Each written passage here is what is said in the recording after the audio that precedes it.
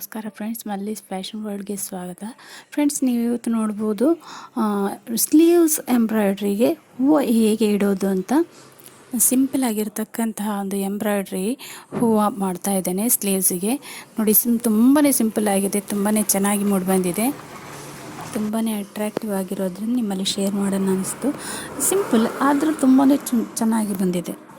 ನೀವು ಕೂಡ ಸಿಂಪಲ್ ಆಗಿರ್ತಕ್ಕಂಥ ಎಂಬ್ರಾಯ್ಡ್ರಿಯನ್ನು ಸ್ಲೀವ್ಸಿಗೆ ಈ ಥರ ವರ್ಕ್ ಮಾಡ್ಬೋದು. ಯಾಕಂತಂದರೆ ತುಂಬಾ ಅಟ್ರಾಕ್ಟಿವ್ ಆಗಿರುತ್ತೆ, ಅಲ್ಲದೆ ಅದೇ ಕಾಣುತ್ತೆ ನಮ್ಮ ಸ್ಲೀವ್ಸಲ್ಲಿ.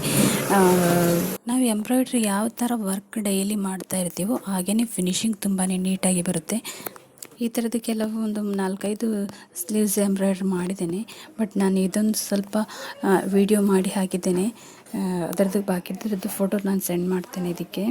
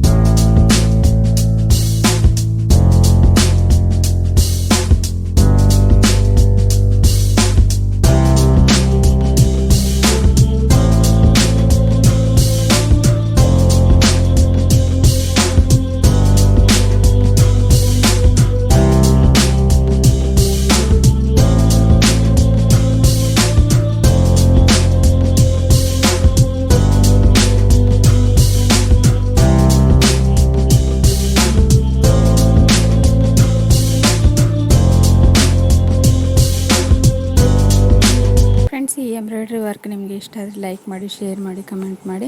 ಹಾಗೆಯೇ ತಪ್ಪದೆ ಸಬ್ಸ್ಕ್ರೈಬ್ ಆಗೋದನ್ನು ಮರಿಬೇಡಿ ಫ್ರೆಂಡ್ಸ್. Thank you.